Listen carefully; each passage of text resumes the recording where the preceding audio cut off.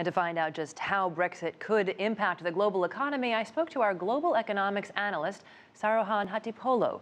I asked him how the UK's exit from the EU would impact British businesses.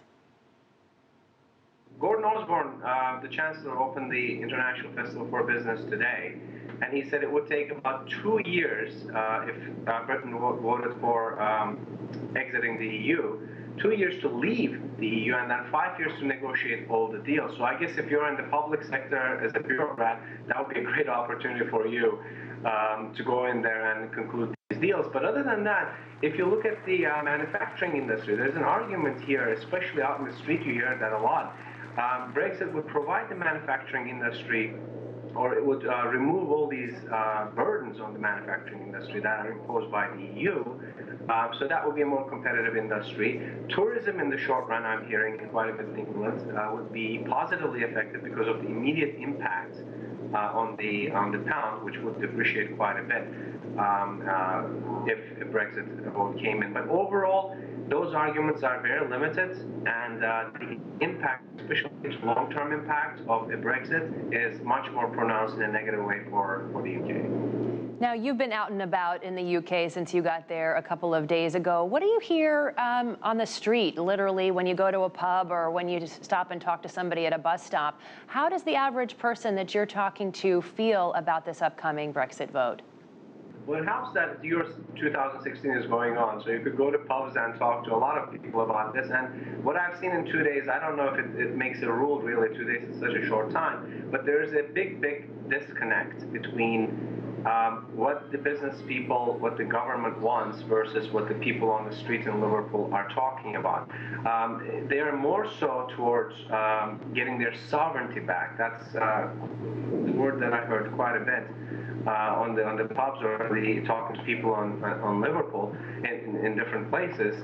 And I think that disconnect is something to be concerned about.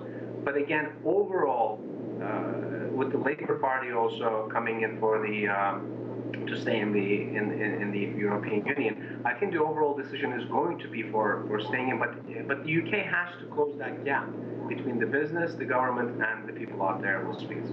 You mentioned the Labour Party, and a lot of the focus domestically by the Labour Party, the party better known perhaps as the party of Tony Blair, has been to really motivate Labour Party voters to oppose Brexit. From what you're hearing there, what's your assessment of how successful that will be and how that plays into what is likely to happen next week? That's a huge support. We knew that from back probably about 6 months ago. We knew that Labour would actually support, maybe not officially, but in the past couple of weeks, especially today too, we're hearing really strong support to stay in the EU. Now, I've talked to a former Labour Party person here in the conference that I'm attending, and he said to me very openly, he said, look, if we're good at many things, but we're best at is making or prompting our supporters to go to the polls on the day of the referendum or any kind of election and have them vote. And that's a big campaign machine that they have, and I think that's going to make a huge difference for the UK. And I think the way it looks like that support might just make the deal for Mr. Cameron. Now, obviously, the world is watching very closely this vote. Even the yen was down a little bit on news of what would happen, suspicions that perhaps the UK would leave the EU with the vote next week. But take us to the impact that may be more immediate, the impact on the U.S. central bank. You know, a U.S. central banker said last week, or a few weeks ago, actually, that this would be bad for the global economy. What are capitals around the world looking at this and thinking, and how are they preparing? I think it's very difficult to argue that Brexit would be beneficial in the short term. Even people who support Brexit would tell you that. But yes, the pound is going to take a beating. There's going to be a lot of uncertainty. Again, Chancellor Osborne especially mentioned that. Mayor of Liverpool today mentioned that too. So the hope is, and what we're seeing here is that it's not going to come to that. But if it does, then there's going to be some short-term impact of this.